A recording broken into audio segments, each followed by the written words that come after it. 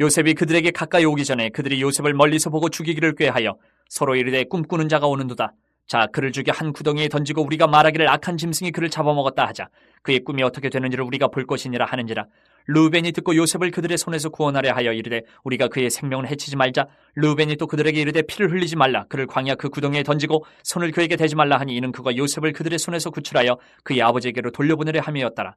요셉이 형들에게 이르매 그의 형들이 요셉의 옷 곧 그가 입은 채색 옷을 벗기고 그를 잡아 구덩이에 던지니 그 구덩이는 빈 것이라. 그 속에 물이 없었더라. 그들이 앉아 음식을 먹다가 눈을 들어 본즉 한 무리의 이스마엘 사람들이 길르앗에서 오는데 그 낙타들의 향품과 유향과 모략을 싣고 애굽으로 내려가는지라. 유다가 자기 형제에게 이르되 우리가 우리 동생을 죽이고 그의 피를 덮어둔들 무엇이 유익할까? 자, 그를 이스마엘 사람들에게 팔고 그에게 우리 손을 대지 말자. 그는 우리의 동생이요 우리의 혈육이니라 하매 그의 형제들이 청종하였더라. 그때 미디안 사람 상인들이 지나가고 있는지라. 형들이 요셉을 구덩이에서 끌어올리고 은 20에 그를 이스마엘 사람들에게 팔매 그 상인들이 요셉을 데리고 애굽으로 갔더라. 르우벤이 돌아와 구덩이에 이르러 본즉 거기 요셉이 없는지라. 옷을 찢고 아우들에게로 되돌아와서 이르되 아이가 없도다. 나는 어디로 갈까? 그들이 요셉의 옷을 가져다가 순념수를 죽여 그 옷을 피해 적시고 그의 채색 옷을 보내어 그의 아버지에게로 가지고 가서 이르기를 우리가 이것을 발견하였으니 아버지 아들의 옷인가 보소서 하매 아버지가 그것을 알아보고 이르되 내 아들의 옷이라 악한 짐승이 그를 잡아먹었도다. 요셉이 분명히 찢겼도다 하고 자기 옷을 찢고 굵은 배로 허리를 묶고 오래도록 그의 아들을 위하여 애통하니 그의 모든 자녀가 위로하되 그가 그 위로를 받지 아니하여 이르되 내가 슬퍼하며 서울로 내려가 아들에게로 가리라 하고 그의 아버지가 그를 위하여 울었더라. 그 미디안 사람들은 그를 애굽에서 바로의 신하 친위대장 보디발에게 팔았더라. 요셉이 형들에게 미움을 받아서 구덩이에 던져지고 은 20에 팔려서 애굽으로 내려가는 장면이 우리가 나누어 읽은 이 37장의 말씀입니다. 외형적으로 보는 것은 진짜 한 가정의 형제들이 그냥 쪼개지는 비극적인 내용이에요. 형제가 형제를 팔았어요. 형제는 동생을 팔고 아버지를 속이고 아버지 야곱은 깊은 슬픔에 빠집니다. 정말 뭐 하나 제대로 되는 게 하나도 없어요. 엉망이 된 거예요, 가정이. 그런데 하나님은 이 인간들의 악함, 비참함, 이 실패, 이 속에서도 앞으로 이스라엘이라는 나라를 보존하실 선하신 계획을 이끌어가고 계시는 것을 우리는 발견해야 돼요. 그냥 한 가정이 엉망이 됐네. 우리 가정은 이렇게 안 해야지. 그것으로 끝나면 안 된다는. 그 속에서도 일하시는 하나님을 우리는 발견해야 은혜가 됩니다. 20절에 꿈이 어떻게 되나 보자 하던 형들의 이 말, 비꼬는 말이 오히려 하나님의 꿈이 어떻게 이루어지는지를 보게 되는 통로가 돼요. 자세히 한번 보면 아버지의 명을 받고 형들이 어떻게 지내나 싶어서 찾아온 세겜을 거쳐서 이 도단까지 찾아온 요셉이 멀리서 오는 것을 형들이 발견을 합니다. 그래서 요셉을 뭐라고 말합니까? 19절에 꿈꾸는 자가 오는도다. 비꼬는 말이죠. 꿈꾸는 자. 그 꿈이 마음에 안 드는 거예요. 그리고 나서는 곧장 죽일 계획을 세웁니다. 그들의 마음에는 정말 오래 차곡차곡 쌓여온 정말 묵은 시기, 질투, 분노가 가득 차 있었던 거예요. 아버지 야곱의 편애, 요셉의 채색옷, 요셉의 그 마땅치 않은 꿈 이야기, 그것들이 차곡차곡 쌓여서 이 형들에게는 미움이 가득 차 있는 상태인 거예요. 그렇다고 해서 그들의 그 상처가 미움이 죄 짓는 것을 정당화하지는 못합니다. 억울하다고 해서 사람을 무조건 해쳐도 된다? 그렇지는 않습니다. 형들은 그런데 이 요셉만 없어지면 그의 꿈도 이제 끝장날 거다. 이렇게 생각을 했던 것 같아요. 그래서 20절에 그의 꿈이 어떻게 되는가 이제 우리가 볼 것이니라. 그를 해치고 나서 이렇게 얘기를 하는 거예요.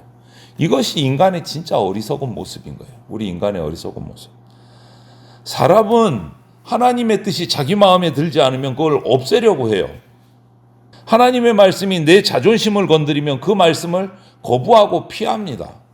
하나님의 계획이 내 욕심하고 맞지 않고 충돌을 하면 그 계획을 그냥 밀어버리려고 해요. 그것이 우리 인간의 어리석은 모습이에요. 우리 안에도 그런 모습이 있어요.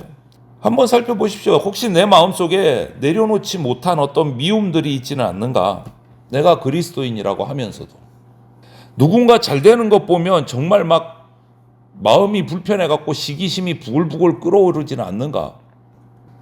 오늘 이 요셉의 형들의 이 죄악은요, 갑자기 어느 날 뚝딱 생긴 게 아닙니다. 작은 비교, 원망, 이것들이 차곡차곡 쌓여서 동생을 죽이려는 마음까지 자라난 거예요. 여러분, 미움은 우리 마음속에만 머물러 있지 않습니다. 결코. 미움이 말이 되고 그 다음 태도가 되고 그 다음 행동으로 나와요. 그러므로 우리의 죄가 작을 때 하나님 앞에 가져가서 풀어놔야 돼요. 회개자복해야 돼요. 죄가 작을 때. 오늘 우리가 예배하고 기도할 때 이렇게 기도하면 좋겠습니다. 주님, 내 안에 있는 시기, 질투, 이 미움들 그냥 내버려 두지 않게 해주십시오. 내 마음이 하나님의 뜻을 대적하지 않게 해주십시오. 이렇게 기도해야 돼요. 형들이 이제 요셉이 와서 죽이려고 합니다. 그때 가장 맞이인 르우벤이 말려요. 그나마 21절에 보면 그의 생명은 해치지 말자. 생명은 해치지 말자. 르우벤은 오늘 기록을 보니까 그렇게 해서 요셉을 살려서 아버지에게 몰래 다른 형제들 몰래, 동생들 몰래 아버지에게 돌려보내려는 마음이 있었어요. 그런데 끝까지 담대하게 안 돼! 하고 형으로서 막지는 못했어요. 다만 그냥 요셉을 물이 없는 구덩이에 던지자 이렇게 제안을 합니다. 여기서 우리는 르우벤의 조금 부족함, 아쉬움이 보여요. 선한 마음은 있었습니다. 그런데 적극적으로 막지를 못했어요. 여러분, 악을 완전히 막아설 용기가 르우벤에게는 부족했던 거예요. 우리도 별반 다르지 않아요. 우리의 소심함이 악에 동조하는 마음이 될 수가 있어요. 이게 무슨 말이냐면 아닌 것은 아니라고 말하지 못하고 공동체의 아픔을 보면서도 나서지 못하고 대충 물러서서 관망하는 태도는요, 의로운 것이 못 됩니다. 의를 세울 수가 없어요. 그 잘못에 동조하는 그런 모습이 되어버릴 수 있다라는 거예요. 하지만 그 상황 속에서도 우리는 하나님이 일하시는 것을 발견해야 돼요. 구덩이는 비었어요. 물이 없었어요. 만약에 물이 가득한 웅덩이였다면 요셉은 그 자리에서 죽을 수도 있었습니다. 형들의 이 악한 계획 속에서도 하나님은 한 걸음씩 한 걸음씩 요셉의 생명을 지키고 그 다음 계획을, 구원의 계획을 이루어가고 계신 거예요. 그리고 이후에 이 유다가 나서서 요셉을 그럼 죽이지는 말자, 팔아버리자. 27절에 이렇게 하잖아요. 우리 손으로는 죽이지는 말자, 대신 팔아버리자. 이렇게 얘기를 합니다, 유다가. 그리고 그들은 동생을 이스마엘의 장사꾼이 오는데 그들에게 은의 20을 받고 팔아버립니다. 그런데 이 순간에도 형제들이 동생을 팔아버리는 이 기가 막힌 순간에도 하나님은 일하고 계세요. 이 장사꾼들을 통해서 형제들을 파는 이것을 통해서 애굽으로 요셉을 보내시는 하나님의 계획이 진행되고 있어요. 형제들은 요셉을 제거한다고 생각했지만 하나님은 요셉을 하나님이 계획하신 사명의 자리, 추후에 애굽의 총리가 될 수 있도록 그 자리로 옮겨가고 계신 거예요. 그의 생명을 보호하시고 애굽으로 가게 만드신 거예요. 우리 인생에도 이런 구덩이 같은 시간이 있을 수 있습니다. 억울하게 던져진 자리, 길이 막힌 자리, 기도해도 응답이 보이지 않는 자리, 계속 뭔가 잘못되는 것 같은. 그런데 우리 성도라면, 그리스도인이라면 그런 자리에서 우리는 이렇게 고백해야 돼요. 나는 일이 꼬이고 하나도 안 되는 것 같고 답답한 것 같은데 하나님은 아직도 일하고 계신다라는 이 고백이 우리 가운데 있어야 됩니다. 하나님은 일하고 계신다. 내 눈에 보이는 건 구덩이고 내 눈에 보이는 것은 노예로 팔려서 지금 어디로 갈지 모르고 붙잡혀서 가는 길이지만 하나님이 나를 이끌어 가시는 길이다라는 것을 우리는 고백해야 돼요. 이렇게 요셉을 판 형들의 그 다음 모습을 한번 보십시오. 요셉을 판 형들은 이제 자기의 죄를 감추기 시작합니다. 자기들의 죄를. 요셉의 채색 옷을 순념소를 잡아서 그 피를 묻혀서 요셉이 죽은 것처럼 꾸며서 아버지에게 보냅니다. 그런데 그 내용이 참 기가 막혀요. 직접 요셉이 짐승에게 물려서 죽었습니다. 이렇게 말하지를 않아요. 오늘 기록을 보면 뭐라고 합니까? 32절에 우리가 이것을 발견하였으니 아버지 아들의 옷인가 보소서, 이렇게 말을 해요. 거짓말을 하면서도 자신들의 책임을 싹 피해가는 교묘한 말을 하는 거예요. 자신들의 책임을 피해가고. 죄의 특징이 꼭 이래요. 하나의 죄는 또 다른 죄를 계속 꼬리에 꼬리를 물고 불러옵니다.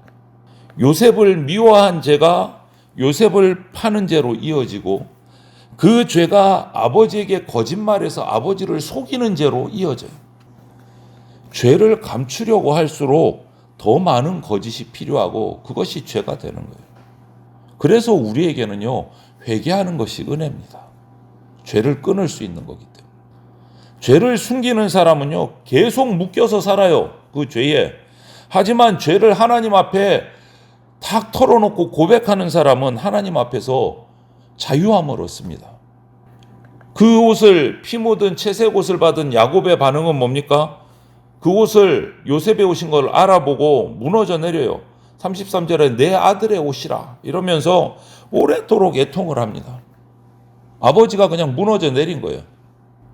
형들은 요셉 하나만 없애면 모든 문제가 다 해결될 줄로 알았어요. 그런데 그들의 죄는 이제 아버지의 마음까지도 그냥 산산이 찢어 놓은 거예요.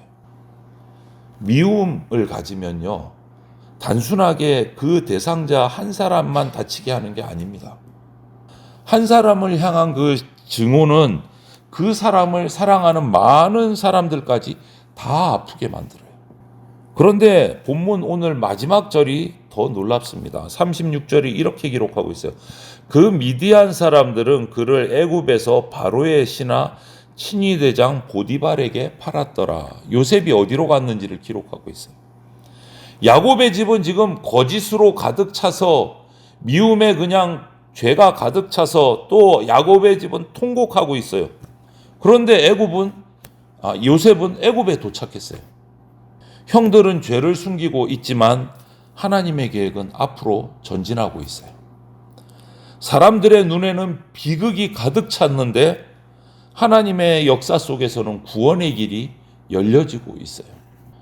그리고 나서 후에 창세기 가장 마지막에 50장 20절에 가면 애굽의 총리가 된 이 요셉이 기근에 곡식을 사러 온 형들에게 이렇게 고백합니다. 이것이 결정이죠. 당신들은 나를 해하려 하였으나 하나님은 그것을 선으로 바꾸셨습니다. 라고 고백을 해요. 훗날에. 여러분, 하나님은 죄를 가볍게 보지 않으십니다. 하지만 하나님은 인간의 악보다 훨씬 더 크신 분이십니다. 죄악의 현실 속에서도 당신의 선한 뜻을 이루어 가시는 분이 우리 하나님 아버지이십니다. 하나님이 사랑하시는 성도 여러분, 오늘 우리가 읽은 이 본문의 기록은 정말 어둡고 비참하고 정말 기가 막힌 일이에요. 형들은 동생을 미워하고, 그래서 동생 요셉은 팔려갔고, 아버지 야곱은 그것 때문에 통곡하고 울고, 완전히 가정이 그냥 엉망이 돼버린 모습이에요. 그런데 하나님은 그 어두운 현장 뒤에서도 구원의 역사를 차곡차곡 이루어가고 계십니다. 이 요셉의 험난한 고난의 길, 억울한 길은 훗날 야곱의 가문을 살리는, 이스라엘 하나님의 백성을 살리는 구원에 준비하는 길이 됩니다. 사람은 해하려고 해도 하나님은 선으로 바꾸십니다.